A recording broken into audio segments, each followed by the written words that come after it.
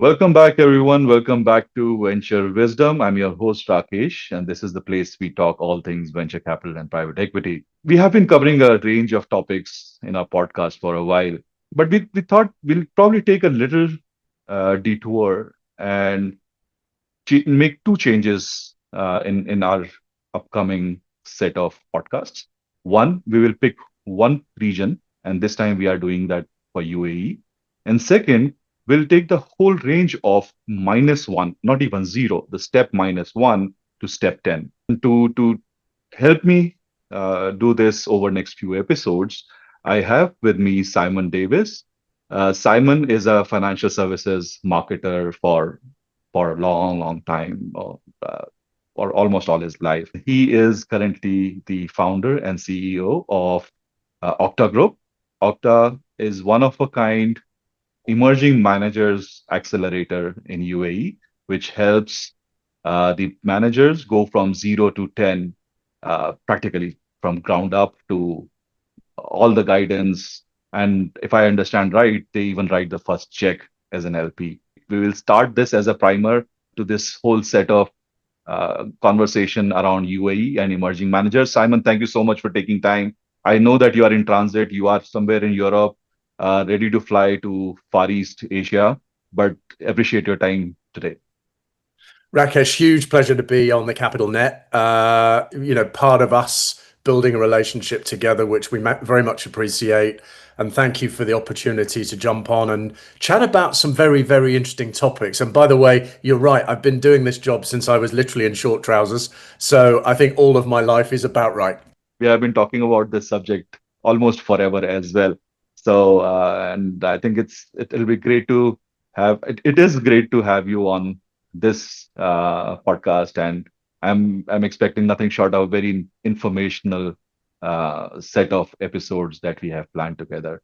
So with that, I think before we jump into the topic of that priming the minds of the emerging manager, would love to hear a quick overview of what you and Aucta does for the managers.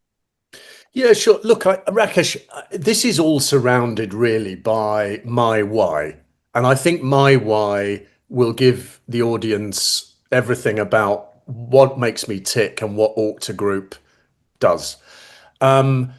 30 odd years ago, I had the benefit of being involved in the funding of a hedge fund launch with the Swiss bank I was working for at the time. I was a kid, I was 25 years old.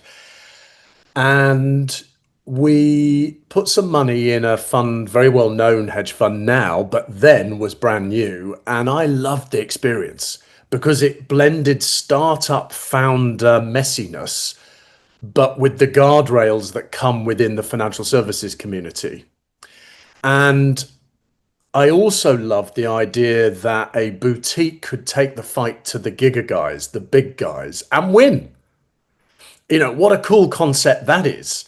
You see the same in sports and in entertainment too. And I felt like that was a niche I wanted to be in as a young guy. And here I am at 55 years old in a few days' time, in fact, still doing it, still loving it, backing an early stage fund manager to get, as you call it, Rakesh, to 0 to 10 and beyond. And then my dream to finish off the story was, and this is going to be slightly controversial, most quality fund managers are probably CFA qualified or are on their journey to being CFA qualified. But the problem with that program, for all of its badge awareness, is that it tells you zero about how to run a successful asset manager. Zero. I've looked at all 9 modules in close detail, and I can't find anything in there which really helps you build a durable, resilient firm. And so I always wanted to create an accelerator to fill some of the gap, the gritty, practical gap about how to build a firm from scratch. And that's why our program exists in the Gulf. I've lived in the Gulf for 15 years. I know the patch well. Then we wanted to make the accelerator different Not only is it the only one in the GCC region, but I also wanted to make sure it was funded so that we could, as you rightly say, issue tickets to the graduates of our program to get them started. And that's both at GP and LP level. So, in sum, I love the space. I love seeing the smaller guys win. I love being behind their success. I love deploying capital to these super cool people. And I believe you picked up a region which is also interesting for that matter. I understand that you have lived there for a while, right? But then the pace that region is evolving is enormous. How we see it today, right? There is a delta to cover, but then even the progressive nature of the regulatory environment there is very different, right? And it's very encouraging for the manager. And I see that the whole region, whether it's Europe, Asia, and Middle East itself is looking at that region for a domicile to be present and incorporate their fund. And also now that we have so many prospective startups which are coming out of, or the investment opportunities that are coming out of that region. I know that you work both on the capital markets and the private market side, the public markets and the private market side. But then, while other opportunities did exist, I think the startup opportunities are something which are now evolving out of that region. But then, I think great background. Now, if we go back to our subject, Simon, and we know that we are talking to the emerging managers, right? And this episode we are focusing on priming their mind, priming the whole thought process of what happens when you become a fund manager, and then we will obviously be picking up the specifics in the subsequent ones. But then w- before we actually pick up each of the topics and around what happens in the life of a fund manager, how do you kind of help a manager or a aspiring manager, not even emerging for now, right? An aspiring manager to make sure that this is the right thing for them to do, right? Because while it may look sexy from outside and many may want to get into it, it's not for a short haul. It's a long journey, right? And it is a tiring journey as well, for that matter, before it becomes that sexy. How do you help the managers to make up their own mind that this is what they really want to do? It's a fantastic question. And I wish, Rakesh, more people in asset management asked this question. But seeing as you are, let's get into it. Here's some practical hacks I would be doing. And I talk to you here not just with the excellent write up you gave me at the start, but within my journey, I've also set up an asset manager from scratch and exited it. So I know what it feels like on both sides of the fence. Hmm. Look, the first things I'd be doing, I would start by going to my most cynical, glass half empty friend, and I would say, I am thinking about this journey. Tell me honestly what you think. Don't go to your friends and family, close relations who will obviously say, go for it, we love you. Go to the most annoying friend you've got and ask them if this is really you to be a founder. Number one. Number two, go and spend 10 hours on the Y Combinator videos on YouTube. Go and watch as many as you can to see what founders that go through their program on the West Coast in the US have to accept, go through, adopt to be successful tech founders. The journey's basically the same. If you can buy into what those guys could go through, you're probably going to be okay. Thirdly, are you naturally able to persuade people to do things? If you are not, and that skill doesn't come naturally, you either need a co founder quick, or this journey is probably going to be extremely challenging.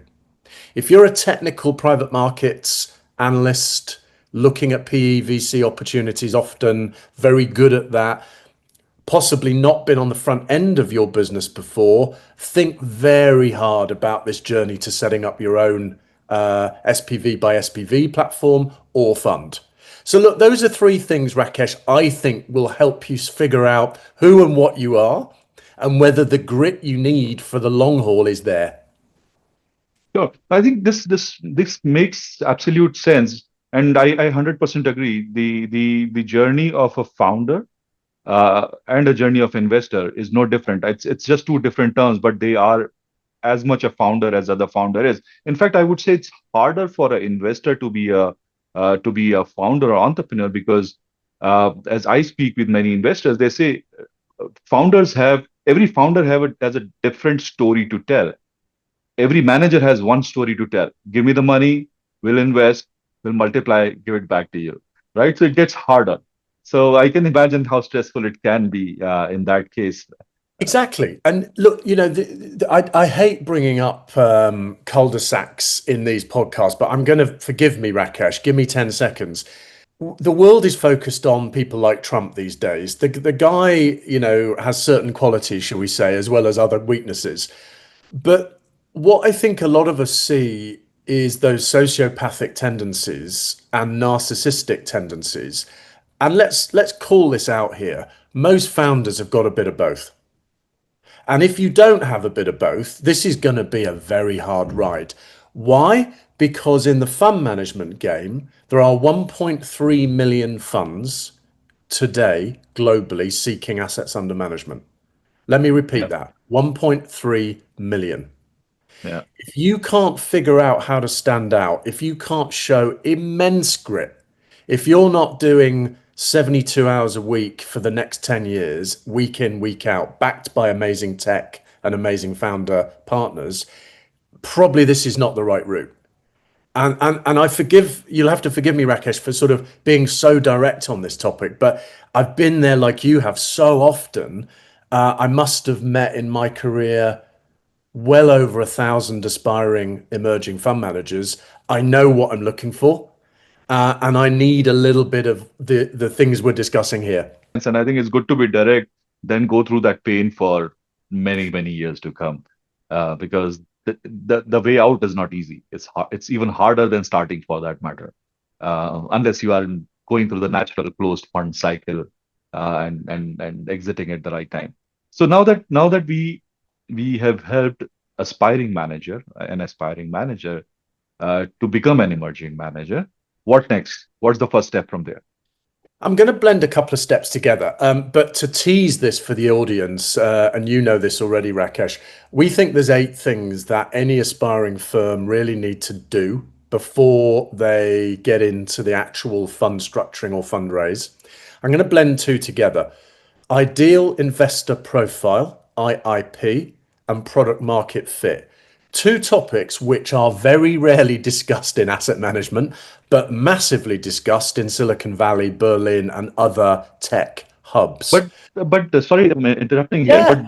But do these things of the fit as well as the IT investment profile, are they a derivative of the thesis that I am forming for my investment, or my thesis comes later? Because Yeah, my this is investor profile brilliant. would come out of the thesis.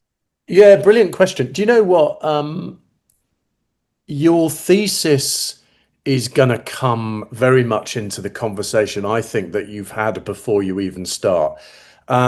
Let's put it this way. You may think your thesis has got all of the unique advantages, and let's be honest, most fund managers starting out think theirs is.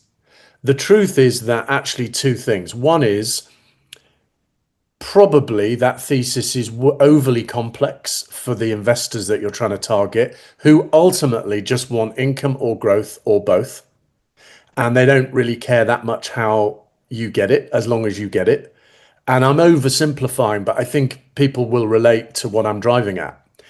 And so, if you've gone through that process of testing the product before you go live, I am then saying some of the market you tested said this was a good idea. But then I think a lot of fund managers miss two important steps. Who is my product actually aimed at? Is this, for example, VC product perfect for a certain type of family office in a certain location? If you were backing Bangladeshi startups in UAE, it's a big diaspora in, as many people know, coming from South Asia to UAE in certain form of tech, you probably want to be targeting your early investors from that elite community. You wouldn't really want to be going for institutional tickets from people in New York. Mm. It's really important to figure out who the investor you actually want is. Most funds don't do it, and so they flail around, going to conferences, talking to people who are never going to invest, spinning their wheels, wasting a ton of time because they actually don't know who they're targeting. And also, therefore, they don't know who to say no to. You might get some very interesting interest from a particular party, but you know, because you profiled, that they're not going to be a good client for you. They're going to be peed off in a while because your returns look a bit different than they expected. Probably wise not to take them on in the first place. And that links to the product market fit, therefore. You know, are you actually building something that people want? Coming back Hmm. to that topic, I mean, I'll give you, this is a stat coming out of Prequin.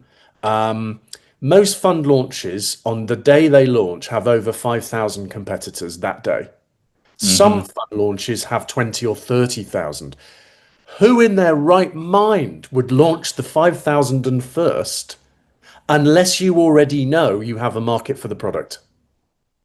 So Yeah. that's I think these are two really early steps. They're fun to do. Sometimes you get the answer you don't want, but that's good because it'll probably save you huge pain and money. And so that's where I would start, Rakesh. The ideal investor profile, IIP, as you said, the product market fit. I know that the initial thought process to have some clear direction to where you are heading as an emerging manager has a lot of other steps, right? And I know that we have discussed few of these things otherwise, right from creating the bench to the whole economics and the P&L and all this stuff. So now, so we have identified the investor profile. We know my product is for certain kind of guys. I have done some basic economics so that I can start talking to some of those. What next? Team's going to be your big one, right? Because not only is it going to be the most expensive cost sitting on your P&L, it's also going to be the one that's the easiest to get wrong of all of the planning you do as a new aspiring fund manager. Again, two super quick but effective hacks. Number one, do not build your team in the image of the shop you've just left. Most of us do that by error because we don't really think anything other than, well, that sort of worked where we were, so I'm going to repeat it. And yet, in the same breath, most founders would say they don't want the politics, stasis, delays, bureaucracy that they've just left. So, why would you build the same structure again?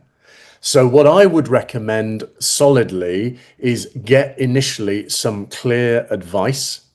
Go to a talent specialist. I don't necessarily mean a recruiter, I mean a talent specialist, and have them help you figure out what needs to be around you.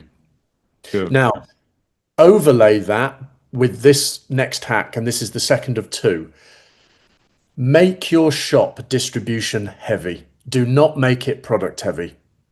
If you Mm. haven't got the bench to distribute what you engineer and manufacture, you won't make it to year three. Yeah, this is a very interesting point, and I would like you to elaborate a little on this because I think this kind of needs a little stripping down and have clarity on. And I think many of the people miss on why one over the other, or one approach over the other. I mean, look, and again, I'm going to be, mildly controversial for a Tuesday. Um, because there's so many private markets products that look the same in the same sectors, in the same Hmm. geographies, it is exceptionally difficult to genuinely call out your thesis, your strategy as unique. In fact, I would go so far as to say, even on this podcast, it won't be unique. Given that, your best hope of building a durable business is your distribution is better than the rest. Your strategy probably won't be. Even if you get great MOIC, great ROI, the truth is there'll be someone with better numbers. There always is. The Yeah. bit you can control and be better at is your distribution. You're getting to your investor, your ticket writing, your social media profile. These are the things that you need to heavyweight the bench. Most shops don't do it. Most shops have got an academically laden bench, including some non execs, maybe, or venture partners. Look, fantastic, but are they bringing tickets into your fund one? And if the answer is no, what are they there for? Yeah. And you made a mention of team. just before this as well, right? Um, and assuming that emerging managers generally would be a sub $100 million fund, um, which generally implies that you have limited bandwidth to have a big team, right? So how do you really structure uh, your thoughts for a balanced team which is optimized for the bandwidth that you have as a sub $100 million fund, and sometimes even sub $50 million fund for that matter, and still deliver what is supposed to be delivered by a team? This is a fabulous question. And again, I'm going to go off piste a little bit here. Number one hack, don't array a collection of your mates for free with future promises of whatever. Get some balance sheet into your top co. Whether it's from you as the founder, whether you come along to people like Rakesh and Simon and try and figure out where to get some money from, but get some runway. Now, I Mm, do not mean tech company 40 million pre-seed rounds. I'm talking modest hundreds of thousands, maybe $1 million, but get some runway. Then put in people who are a bit special and they're willing to work cheaper than they would otherwise, but not free. Even if you're paying a few people $5,000 a month to do a job which in the market's $30,000 a month, great. You found the right person. They love your mission. You're hooking them into the future, but not starting free. If you hook people in for free and they're your pals, you will get nowhere. I've been there, seen it, done it. So I would start to make sure that you aren't running on credit cards. The famous stories out of Silicon Valley. In fund management, it doesn't work. yeah. So find a way, first target, first mission for you as a founder, find a way to get some balance sheet into the business. And when you say somebody who's willing to work for a lesser compensation, do you compensate them in later with carry, or how does that work later? Look, it's bespoke. Some guys, particularly the younger guys, will say they want carry, actually, they want cash because they're trying to run a family, buy a house, all the normal things we all do in our 20s and 30s. Some Yeah. of the guys who probably have been super successful 40s, 50s, 60s, coming out of a big job, love what you're doing, love who you are, probably will be working for you for a while. They will take a different deal. They will probably look for a little bit of cash comp with some carry, maybe even some equity. Make it bespoke. Do not dish out options, warrants, or equity to everybody. Do not dish out carry to everybody. Just find a way to do the right deal person by person. I think we will be covering more on this in our subsequent episodes as we have decided to go in detail in each one of them. And then in the earlier part of the conversation, you were very specific about being distribution heavy. Let's go a little deeper into that, right? So let's pick distribution. So thoughts around what you I've heard you saying a lot, attention economy, right? And the scale tools. Let's hear your thoughts on those pieces. Yeah, brilliant. So look, all of you folks will have heard the term attention economy. We didn't make it up, Yeah. but we do, as Rakesh says, use it a lot. You as a new VCPE fund manager, you have to be in that attention economy to get tickets. You have to be noisy. If you're not noisy, you're not going to get attention. Without attention, you won't get trust, and without trust, you won't get tickets. So you have to be there. What does it mean in practice?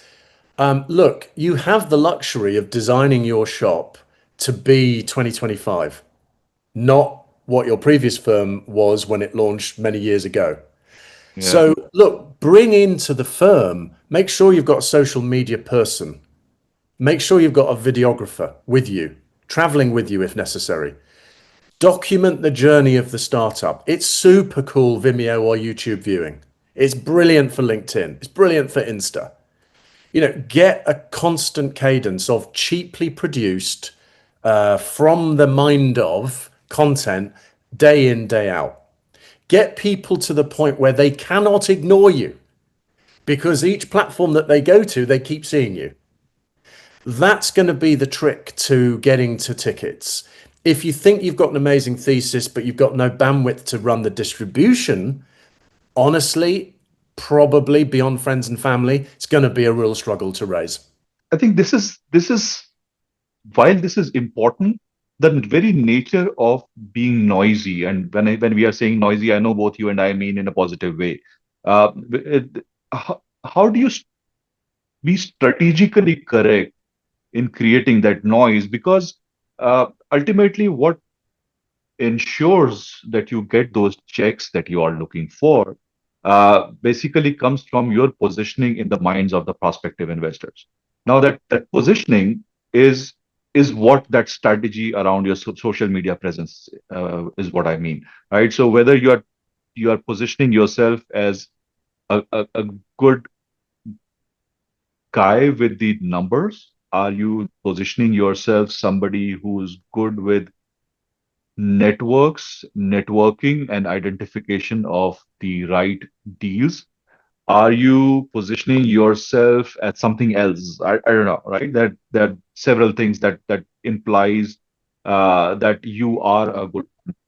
So how do you really strategize? Because while you are actually working hard, running on the road, talking to so many people to get things done, having that right strategy and structuring that strategy on the social media itself is a work.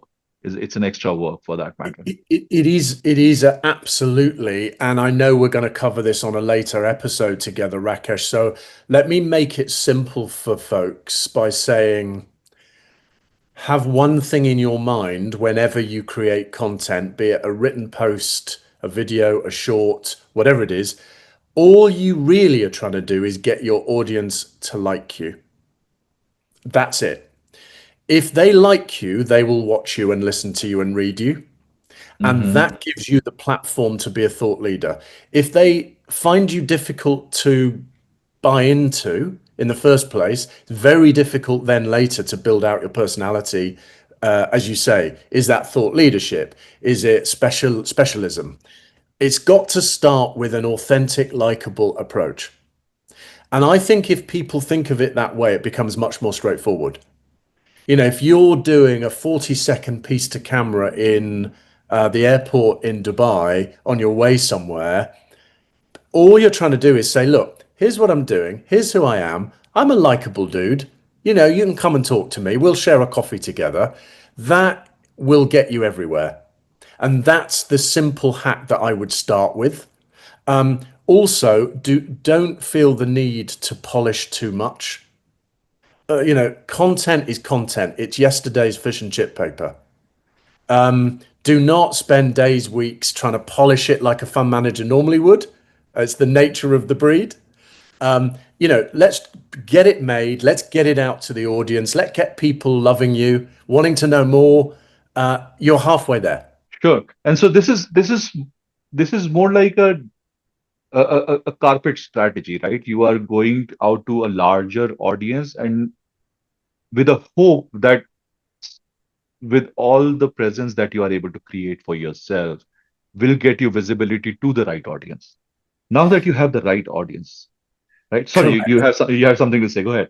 No, listen, you nailed it. Your tribe will find you. That It, eventually happens. it Eventually, does. that will happen. But Yeah. it starts with a wider audience. It starts narrowing down over a period of time, right? And that's a very natural process as long as you are doing it right. I think that's another important part. Do it right?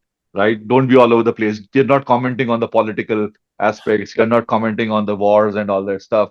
Obviously, you are not getting there where you want to be. So as long as you are strategically right, your audience will find you. Try. You'll be part of the tribe. You Now, will. where I was getting from there is that assuming that you got there and now you are already on the road, I think the next step would be is so first was selling myself, right? Or the manager himself or herself. Second is the fund that we are talking about. And I think that's where comes the whole piece of the marketing collaterals. This is about the marketing of the fund, not marketing of you as a manager. So is that the next progression that you would the next step that you would be talking about, or you talk about something else? I no, it's brilliant. I think you do need something, don't you? We all do, that can be provided to the person you've been talking to, or that is a multiplier collateral. And I'll come on to what I mean by that in a minute. So, first of all, what I wouldn't do. And again, always better in podcasts if there's a bit of mild controversy. Particularly for private markets fund managers, do not center your story around a deck. And if you do, expect that only 1% of the people who receive it open it. And to Interesting. repeat, open it, not read it, open it. Not really. I see, and I'm sure you do, Rakesh, I see literally hundreds of entrepreneurs who've spent 3 months building a Canva or a PowerPoint. Complete and utter waste of time. Yeah. We need a one-page teaser, one page, guys, not three. We need a four-page follow-up, a little bit more depth. And then we need your content that you're producing on LinkedIn and YouTube as well. The deck should sit in your data room only to be viewed at the point someone's doing operational due diligence. Don't use it before. Don't share it randomly. Don't ask for an NDA either. Does that help? It does. It does. In fact, I'm glad that you brought some of the points because I think what I was with the natural flow I was coming to was the data room and the diligence, right? And there's in between some thoughts around how you're structuring the operations of the fund because obviously that goes as part of the introduction as well, how you are planning to run it. But then before I get to those 2 points, uh, between all the things that we have been discussing so far, where where exactly do the point come where I have to start working on, thinking on, identifying, and probably engaging the lawyers slash fund administrator slash anybody who would help me put things in a formal structure the way it should be. That is, again, of all the questions you're asking, Rakesh, I mean, that's the in the top two for me. And I love that you went there. Look, we all know people who spent six figures with a law firm and some service providers to get a all singing, all dancing private markets vehicle off the ground somewhere expensive, like Luxembourg or Dublin. I wouldn't. And it's nothing to do with a problem with those two locations. They're both fantastic and very hygienic. Um, Yeah, what I would do is spend the time focusing on who the proposed partners are for my mission. I'd work a lot on making sure that there is reciprocity. Do not just go for the best names you can find with the biggest bill. You're a small brand new fund, probably maybe your close will be 25 million, not 250 million. Go for folks who really believe in you and your mission and who will reciprocate with something. Don't necessarily bolt them in too early. You're going to have these ideal investor profile conversations. If it's clear everybody wants you to have a Singapore wrap structure or wherever, wait for that feedback. Now, some people will say, yeah, but that looks a bit unbaked. Fair enough, it probably does. But better that than you choose wrongly and you have a six-figure P&L item before you've yeah, even got any money in the door. So I would line up the wagons, but I wouldn't necessarily contract with those wagons until you've got a bit more information. understood. And this is another interesting point which I noticed from what you said. So we started with the point that we are talking about Middle East slash UAE managers, particularly while with your area of working. And what I hear is the names of other jurisdictions for the domicile. So are you saying that uh, working with different emerging managers, do you advise, suggest, or even help them to determine whether the right jurisdiction for them is UAE itself, whether DIFC, ADGM, or whatever, or should it be? I heard okay, not Dublin and Lux may be expensive, but maybe Jersey or Singapore or Mauritius or whatever it is for that matter. So do you say that even those managers who are focusing on UAE or Middle East or GCC can still be thinking of having a jurisdiction elsewhere and not necessarily UAE? Yeah, look, absolutely. A lot of the work we're doing during the programs we run is the structuring for people, which is partly untraining the brain of what they think they want to do and then thinking about what works with investors. Mm, If you are a private markets fund manager investing in, mobility solutions in the Chicago area in the US, you almost certainly can work very effectively from a Cayman wrapped private markets fund. You will not need a UAE wrapped fund. It's understandable for the region you actually invest. A Delaware wouldn't work for your international partners, but a Cayman would, right? Yeah, If you are investing in MENA or MINAP, you probably want to think very long and hard about putting your fund in Dubai or Abu Dhabi or Doha. Very good centers, all of them, for your MENA deployment project. It will make sense to people why the fund wrap is near where you're investing. But makes there's sense. no requirement to have everything wrapped in UAE just because we're helping you unlock opportunities there. So very much it's, where should you be best for your strategy and your team and your budget as well? Yeah. If you really are, maybe with our help and some other money in your runway in your opco, if you want to do this because you're on your journey to being the next Apollo, then yeah, okay, there's an argument for going to Luxembourg and doing this with the gold standard wrapped around it, right? But for most private markets managers, they won't need that. Yeah, no, I think this is another piece which we will be covering in our future conversations, maybe a little in depth on how and why to pick a particular jurisdiction over the other, whether it's cost, whether it's the distribution, whether it's the LP requirement, whether it's your own comfort. I don't know. It could be many things for that matter, and we'll come to them. So, but towards the end of it, I think few things you touched at a high level, and one thing which I would still like to hear around the operations, and then a little more on being ready with the data room and being diligence ready, at least a high level diligence readiness. So, what do you suggest? How should that be approached? Yeah, again, this is probably the single biggest area where, understandably, most newer fund managers find the hardest. And there's two reasons for that. One is because almost certainly they've never done it before when Hmm. we think about data rooms and data due diligence questionnaires. And secondly, because again, personality wise, it probably doesn't fit the average founder in terms of a natural skill set. Yeah, However, however, if you have got a robust distribution engine and an amazing DDQ and data room, you are already in the top 2% of managers seeking AUM. 2%. That hmm, tells you immediately that most folks haven't got either or both. So, what do we mean? Easy hack to get started. You need, in our view, to start with the DDQ, the due diligence questionnaire. It's not an FAQ. If someone sees FAQ on the document, they'll know you don't really know what you're doing. It's a DDQ.